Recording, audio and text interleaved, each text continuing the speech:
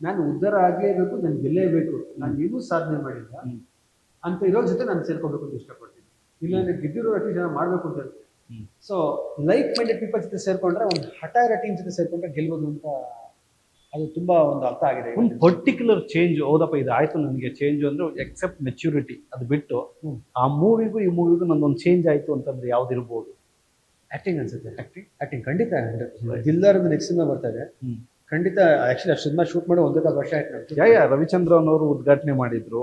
That was my question actually. Correct. So ಯಾವಾಗ ಬರ್ತಿದೆ sir? Mostly by July or August ಅಂತ ಅನ್ಕೋತಾ ಇದೀವಿ. ಇವತ್ತು ಆಕ್ಚುಲಿ ಇಂಟರ್ವ್ಯೂ ಮುಗಿಸ್ಕೊಂಡು ಕೊಂಡ್ಕಾಯಿಗೆ ಹೋಗ್ತಾ ಇದೀವಿ. ಸೊ ಆ ಸಿನಿಮಾ ಚೆನ್ನಾಗಿ ಬಂದಿದೆ. ಸೊ ಏನಂದ್ರೆ ನೀವು ಹೇಳಂಗೆ ಆಕ್ಟಿಂಗ್ ಅಂದ್ರೆ ಒಂದೊಂದು ಚಿಕ್ಕ ಶಾರ್ಟ್ ಯೋಚನೆ ಮಾಡ್ತೀವಿ ನಾವು. ನೀವೇನೋ ಕ್ಯಾಮ್ರಾ ಇಟ್ಟು ನಿಂದೇನೆ ಇದ್ರು ನಾನು ಸುಮ್ಮನೆ ಕೂತಿರೋ ನನ್ಗೆ ಏನ್ ಮಾಡ್ಲಿ ಅಂತ ಯೋಚನೆ ಮಾಡ್ತೀನಿ. ಯಾಕಂದ್ರೆ ಒಂದೊಂದು ಸೆಕೆಂಡ್ ಇನ್ಸ್ಟಾಗ್ರಾಮ್ ಅಲ್ಲಿ 20 ಸೆಕೆಂಡ್ ರೀಲ್ ಏನ್ ಮಜಾ ಕೊಡ್ತಾ ಇದೆ ಅಂದ್ರೆ 2 ಅವರ್ ಸಿನಿಮಾ ಮಜಾ ಕೊಡ್ತಾ ಇಲ್ಲ. I need to we agree on that. 20 second ಅಲ್ಲಿ ಕೊಡೋ ಖುಷಿ 2 ಅವರ್ ಕೊಡಕ್ಕಾಗಲ್ಲ. ಬಟ್ 2 ಅವರ್ಗೆ 2 ಅವರ್ ಪ್ರೋಸೆಸ್ ಇದೆ. ಕರೆಕ್ಟ್. ನೀವು 2 ಅವರ್ ಫುಲ್ ನೋಡಾದ್ಮೇಲೆ ಆಮೇಲೆ ಜಡ್ಜ್ಮೆಂಟ್ ಇಲ್ಲ. ಕೆಲವು ಮೂವಿಗಳು 2 ಅವರ್ ಹಂಗೆ ಎಳ್ಕೊಂಡು ಹೋಗ್ಬಿಡ್ತದೆ. ಇನಿಕ್ಯಾ ನೋಡಿಗಲ್ಲ ಅಂತ ಹೇಳಿ ತಮಿಳಲ್ಲಿ ಒಂದು ಮೂವಿ ಮಾಡಿದ್ರು. ಯಾರು ಫೇಮಸ್ ಹೀರೋಯಿನ್ ನಯನ್ತಾರ. ಆ ಮೂವಿ ನೋಡ್ತಾ ಇದ್ರೆ ಅದು ending never ending. Keep going. 2 hour ನಿಮ್ಮನ್ನ ಎಳ್ಕೊಂಡು ಹೋಗುದ ಆ ಥರ ಮೂವಿ ಅನೇಕ ಮೂವಿಗಳಿದಾವೆ. ಸೊ ಆ ಥರ ನೋಡಿದ್ರೆ ನೀವು ಆ ಪ್ರಯತ್ನ ಏನೋ ನೆಕ್ಸ್ಟ್ ಟೈಮ್ ಆ ಮೂವಿ ಪ್ಲೇ ಮಾಡಿದ್ರೆ 2 ಅವರ್ ಆನ್ ಟ್ರ್ಯಾಕ್ ಅಲ್ಲಿ ಹೋಗ್ಬೇಕು. ಆನ್ ಟ್ರ್ಯಾಕ್ ಹೋಗ್ಬೇಕು. ನಾನು ನಟನಾಗಿ ಬಂದಾಗ ಖಂಡಿತ ನನ್ನ ಪ್ರತಿ ನಿಮಿಷ ಸ್ಕ್ರೀನ್ ಇದ್ದಾಗ ಏನಾರ ಒಂದು ಪ್ರಯತ್ನ ಅಂದ್ರೆ ಸೀನ್ ತಕ್ಕನಂಗೆ, ಕ್ಯಾರೆಕ್ಟರ್ ತಕ್ಕನಂಗೆ ಏನಾರ ಒಂದು ಮ್ಯಾಜಿಕ್ ಕ್ರಿಯೇಟ್. ಏನ್ ಮಿಸ್ಟೇಕ್ಸ್ ಆಗ್ತಾ ಇದೆ ಪರ್ಟಿಕ್ಯುಲರ್ಲಿ? ಯಾಕೆ ನಾವು ಮೂವೀಸ್ನ ಜನಗಳನ್ನ ಹೋಲ್ಡ್ ಮಾಡೋಕ್ಕೆ ಕಷ್ಟ ಆಗ್ತಾ ಇರೋದು ಅನ್ಸುತ್ತೆ ಸರ್? ತುಂಬಾ ಫಸ್ಟ್ ಥಿಂಗ್ ಸಿನಿಮಾ ಚೆನ್ನಾಗಿ ಮಾಡ್ಬೇಕು ಸರ್. ನನ್ನ ಸಿನಿಮಾ ಚೆನ್ನಾಗಿಲ್ಲ ಚೆನ್ನಾಗಿಲ್ಲ ಸರ್, ತಪ್ಪೇನಿಲ್ಲ ಸರ್. ಸಿನಿಮಾ ಚೆನ್ನಾಗಬೇಕಷ್ಟು.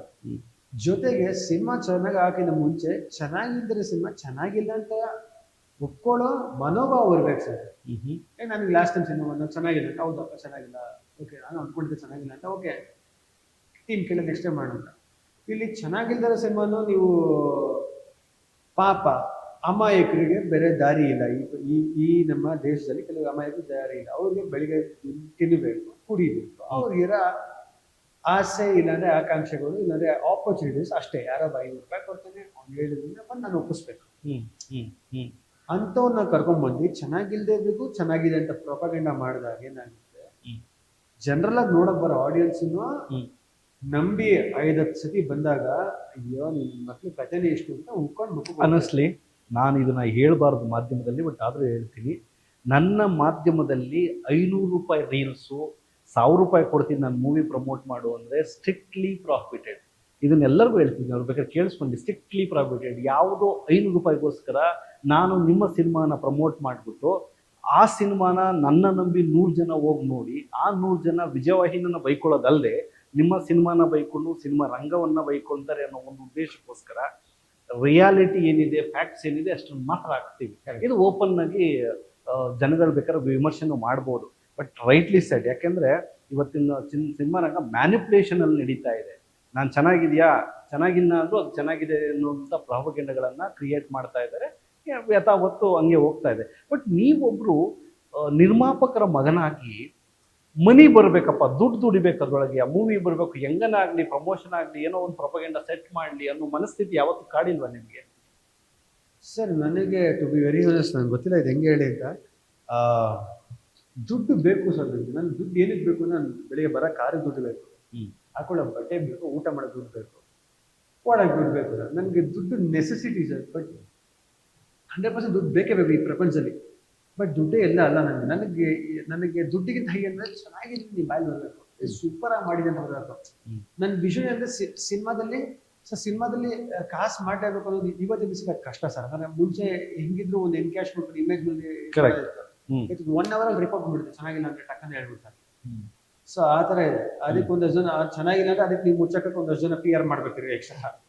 ಸೊ ನನಗೇನಂದ್ರೆ ಚೆನ್ನಾಗಿದೆ ಅಂತ ಬರಬೇಕು. ಸೊ ನನ್ನ ಇಂಟೆನ್ಷನ್ ಅಂದ್ರೆ ಸರ್ ಚೆನ್ನಾಗಿದ್ರೆ ಕಾಸು ಬಂದೇ ಬಿಡುತ್ತೆ ಸರ್. ಹೌದು. ಬಟ್ ಫಸ್ಟ್ ಇಂಟೆನ್ಷನ್ ಚೆನ್ನಾಗಿರೋ ಸಿನಿಮಾ ಮಾಡಬೇಕು. ಅದಕ್ಕೆ ಪರ್ಫಾರ್ಮೆನ್ಸ್ ವರ್ಕ್ಶಾಪ್ ಮಾಡ್ತೀನಾ, ಇಲ್ಲಾಂದ್ರೆ ಸ್ಕ್ರಿಪ್ಟಿಗೆ ಒಂದಷ್ಟು ಜನ ಕೂರಿಸ್ಕೊಂಡು ಡಿಸ್ಕಸ್ ಮಾಡ್ತೀನಾ, ಇಲ್ಲಾಂದ್ರೆ ಕ್ಯಾಮ್ರಾ ಟೀಮ್ ಕರೆಕ್ಟಾಗಿ ತಗೋತೀನ, ಅದಕ್ಕೆ ಮ್ಯೂಸಿಕ್ ಕರೆಕ್ಟಾಗಿ ತಗೋತೀನ, ಮಾರ್ಕೆಟಿಂಗ್ ಅನ್ನ ಕರೆಕ್ಟಾಗಿ ತಗೋತೀನ, ಡೆಡಿಕೇಟೆಡ್ ಆರ್ಟಿಸ್ಟ್ ತಗೋತೀನ, ಕರೆಕ್ಟ್ ಟೈಮ್ ರಿಲೀಸ್ ಮಾಡ್ತೀನಿ, ಎಲ್ಲ ಮ್ಯಾಟರ್ ಅಂತ. ಬಟ್ ಚೆನ್ನಾಗಿದೆ ಸಿನಿಮಾ ಚೆನ್ನಾಗಬೇಕು ಸರ್. ಸಿನಿಮಾ ಚೆನ್ನಾಗಾದ್ರೆ ಕಾಸು ದುಡಿಯೋದೇನಿದೆ ಸರ್. ಸರ್ ಏನಂದ್ರೆ ಸರ್ ಯಾವ್ದಾರ ಹೋಗ್ಬಿಟ್ಟು ಇವಾಗ ರೋಡಲ್ಲಿ ಒಂದು ಯಾವ್ದಾರ ATM ಮುಂದೆ ಟ್ರಾನ್ಸ್ಫರ್ ಮಾಡ್ಕೊಂಡು ಕಳ್ತನ ಆಯ್ತಲ್ಲ, ಆ ಥರ ಕಳ್ತನ ಮಾಡಿ ಕಾಸು ತಿನ್ಬಿಡುತ್ತೆ ಒಂದು ಸೆಕೆಂಡ್ಗೆ. ಬಟ್ ಚಪ್ಪಾಳೆ ಶಿಲ್ಲೆಗಳು ಕದಿಯಕ್ಕಾಗಲ್ಲ ಸರ್, ಅದನ್ನ ಸಂಪಾದನೆ ಮಾಡೋದು ಆ ಹಠ ನಮ್ದು ಸರ್ ಅಷ್ಟೇ. ಸಿನಿಮಾ ಇಸ್ ಅ ಲಕ್ಕ ಅಥವಾ ಎಫರ್ಟಾ, if you want to answer in one word? Sir ಇವಾಗ ನನ್ನ ಕೆಲವು ಆರ್ಟಿಸ್ಟ್ ನನ್ನ ಸ್ನೇಹಿತರು ಸರ್, ನನ್ನ ಅಂದರೆ ಒಂದು 2-3 ಜನ ಹೀರೋಯಿನ್ಸ್ ನನಗೆ ಮುಂಚೆಯಿಂದ ಪರಿಚಯ ಹೀರೋಯಿನ್ಗಳಾಗಿದ್ರು. ಸಡನ್ ಆಗಿ ಅವರು ಏನೋ ಟೈಮ್ ಪಾಸ್ ಮೂವಿ ಬಂದ್ಬಿಟ್ಟು ತುಂಬ ಚೆನ್ನಾಗಿ ವರ್ಕ್ ಆಗ್ಬಿಟ್ರು. ನನಗೆ ಒಂದೇ ಕಾಡ ಕ್ವಶನ್ನು, ಗುರು ನನ್ನ ಫ್ರೆಂಡ್ ಅದು ಏನು ಬರೋಬಲ್ಲ ಗುರು, ಹೆಂಗೆ ಇದು? ನೀವು ಕೇಳಿದ್ರ ನಿಮ್ಮ ಫ್ರೆಂಡ್ನ? ನಾನು ಕೇಳಿದೆ 100%, because I am very direct person sir. That way ನಾನು did you even expect that it will happen, because I felt the way you did it first was stupid ಅಂತ ಅನಿಸ್ತಾ. But I have no clue, it was magic ಅಂತ ಹೇಳ್ತೀನಿ.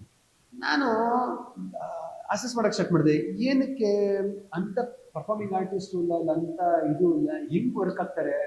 ಈಗ ಕೆಲವರು ಒದ್ದಾಡ್ಕೊಂಡು ಕಷ್ಟಪಟ್ಟು hard work ಮಾಡ್ತೀವಿ, ಕೊನೆಗೆ ಅದೊಂದು ಮ್ಯಾಜಿಕ್ ಆಗಲ್ಲ ಅಂತ ಅನಿಸ್ತು. ಸೊ ಅವಾಗ ಒಂದು ದಿವಸ ಯೋಚನೆ ಮಾಡಕ್ಕೆ ಒಂದು ದಿವಸ ನೈಟು ಹಂಗೆ ಡಿಸ್ಕಸ್ ಮಾಡ್ತಾ ಯಾಕೋ ತಲೆ ಒಂದು ಅನ್ನಿಸ್ತು ನನಗೆ. ಲಕ್ ಅನ್ನೋಕ್ಕಿಂತ ಹೆಚ್ಚಾಗಿ ಏನು ಹೇಳ್ತೀನಿ ಅಂದರೆ ಮ್ಯಾಜಿಕ್ ಅಂತ ಹೇಳಕ್ಕೆ ಇಷ್ಟಪಡ್ತೀನಿ. ಎಲ್ಲೋ ಕೆಲವು ಸತಿ ಕೆಲವು ವ್ಯಕ್ತಿ ಇಷ್ಟ ಆಗ್ಬಿಡ್ತಾರೆ. ಏನಕ್ಕೆ ಇಷ್ಟ ಆಗ್ತಾರೆ ಅದಕ್ಕೆ ರೀಸನ್ ಇಲ್ಲ, ಬಟ್ ಇಷ್ಟ ಆಗ್ತಾರೆ. ಅವರು ಕುಳ್ಳಿಗಿಲ್ಲಿ, ದಪ್ಪಗಿಲ್ಲಿ, ಕಪ್ಪಗಿಲ್ಲಿ, ಬೆಳ್ಳಿಗಿಲ್ಲಿ, ಹಿಂಗಿದ್ರು ಏನಕ್ಕೋ ಕೆಲವು ವ್ಯಕ್ತಿ ಇಷ್ಟ ಆಗ್ಬಿಡ್ತಾರೆ. ಸೊ ಸಿನಿಮಾ ರಂಗನೂ ನನ್ನ ಪ್ರಕಾರ ಆ ಆರ್ಟಿಸ್ಟ್ ಜನಕ್ಕೆ ಕೆಲಸ ಸಡನ್ ಕನೆಕ್ಟ್ ಆಗ್ಬಿಡ್ತಾರೆ. ಅದೊಂದು ಮ್ಯಾಜಿಕ್. ಕರೆಕ್ಟ್. ಆ ಮ್ಯಾಜಿಕ್ಕೇ ಸಿನಿಮಾ. ದಟ್ ಈಸ್ ಒಂದು ಮ್ಯಾಜಿಕ್. ತುಂಬಾ ಜನ ತುಂಬಾ ಚೆನ್ನಾಗಿರ್ತಾರೆ, ತುಂಬಾ ಚೆನ್ನಾಗಿ ಪರ್ಫಾರ್ಮ್ ಮಾಡ್ತಾರೆ, ಕೆಲಸಕ್ಕೆ ಆಗಲ್ಲ, ಕೆಲಸಕ್ಕೆ ಏನು ಮಾಡೋದು ಕನೆಕ್ಟ್ ಆಗ್ಬಿಡುತ್ತೆ. That is magic. Very true. Duniya Vijay ಅವ್ರದ್ದು ಫಸ್ಟ್ ಸೀನ್ ಅವರು ಟೊಮೊಟೊ ಇದ್ಕೊಂಡು, ಇವತ್ತು today many people likes of Duniya ವಿಜಯ್ನ the innocent face of that. So ಅಂದ್ರೆ we never expected he can be a biggest hero, mass hero ಅಂತ. ನಾನು ದುನಿಯಾ ವಿಜಯ್ ಸರ್ಗುನು ಹಳೆ ಪರಿಚಯ ಅವ್ರಿಗೆ. ನಾನು ದುನಿಯಾ ನೋಡಿದಾಗ ನಾನು ಪರ್ಸನಲಿ ದುನಿಯಾ ನಾನು ಮುಂಗಾರು ಮಳೆ ನೋಡಿದೆ, ದುನಿಯಾನ ಆಮೇಲೆ ನೋಡಿದೆ. ಸೊ ಫಸ್ಟ್ ಟೈಮ್ ನೋಡಿದಾಗ ಯಾರಿದು ಅಂತ ಅನ್ಕೊಂಡೆ ಜನರಲ್. ಬಟ್ ಜಂಗ್ಲಿದ ಬಂತ ನಾನೇ ತುಂಬಾ ಇಷ್ಟಪಟ್ಬಿಟ್ಟೆ ಅವ್ರನ್ನ. That is a magic of cinema.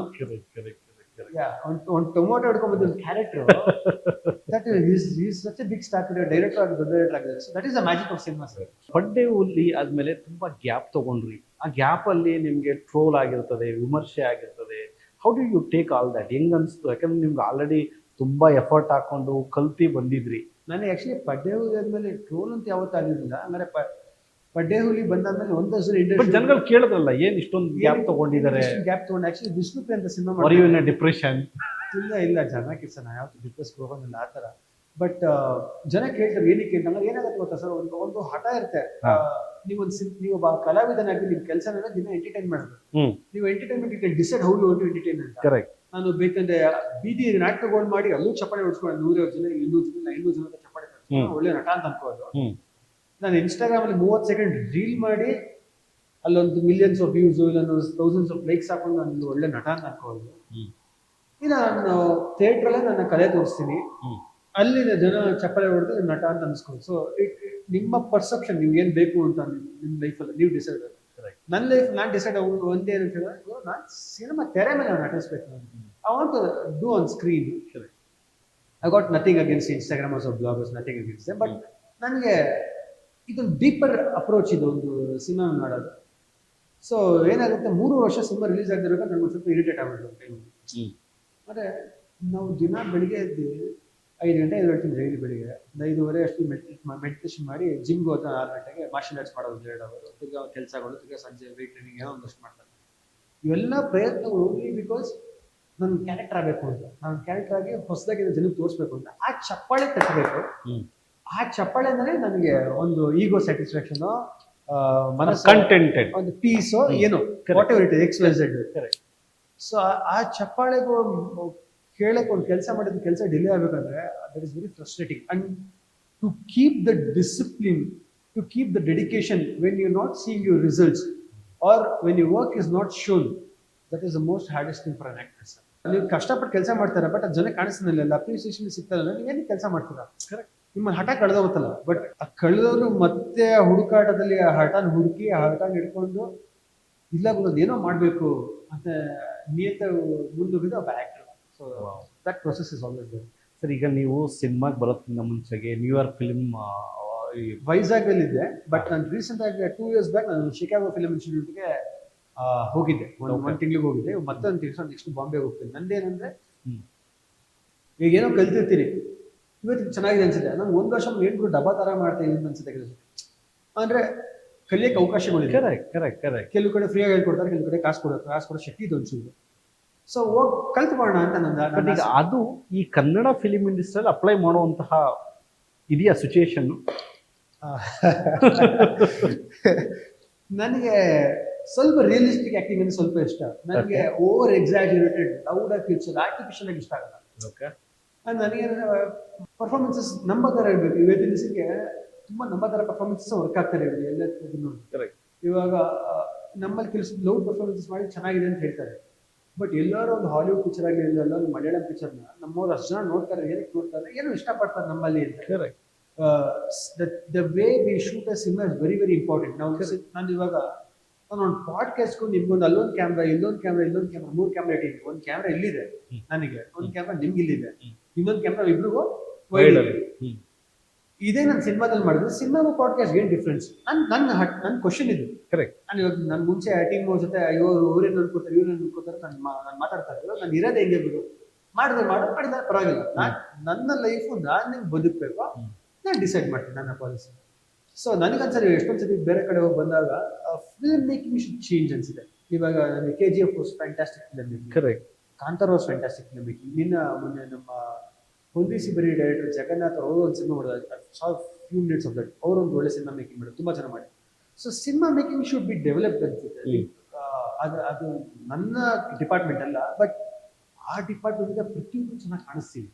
ಬರೀ ನಾನು ಪಾಡ್ಕಾಸ್ಟ್ ಇಟ್ಟಾಗ ಇಲ್ಲೊಂದು ಕ್ಯಾಮ್ರಾ ಇಟ್ಟು ಸಿನಿಮಾದಲ್ಲಿ ಅದೇ ಇಟ್ಟು ಅದನ್ನ ಎಡಿಟ್ ಮಾಡಿ ಮ್ಯೂಸಿಕ್ ಅದಕ್ಕೆ ನಾನು ಯಾಕೆ? ಕರೆಕ್ಟ್. ಯಾರೇ ಮಾಡೋದಿಲ್ಲ ಅದನ್ನ. ಇನ್ಸ್ಟಾಗ್ರಾಮ್ ಅಲ್ಲಿ ಮಾಡ್ತಾರಲ್ಲ ಜನ ಅದನ್ನ. Correct. Instagram people are doing on reels ಅಲ್ವಾ? Trend is growing. People are growing, people are seen that. ನಾನು ಥಿಯೇಟರ್ಗೆ ಯಾಕೆ ಬರಬೇಕು? ನಾನು ಯಾಕೆ ಸಿನಿಮಾ ನೋಡಬೇಕು? ನಾನು ಏನೋ ತೆಗಿಬೇಕಲ್ಲಿ. ತೆಗಿಬೇಕು ಅಂದ್ರೆ ಎಷ್ಟು 1000 ಜನ ತುಂಬಿಸೋದಲ್ಲ, 1000 ಜನ ತುಂಬಿಸುತ್ತೆ ಅದು ಶಾರ್ಟ್ ಅಂತಲ್ಲ. That is not it. Film making should change. ಬೇರೆ ಬೇರೆ ಕಂಟ್ರೀಸ್ ಹೊಸದಾಗಿ ಫಿಲ್ಮ್ ಮಾಡ್ತಾರೆ, ಶಾರ್ಟ್ ಮೂವ್ಮೆಂಟ್ ಇರುತ್ತೆ, ಶಾರ್ಟ್. ಕರೆಕ್ಟ್.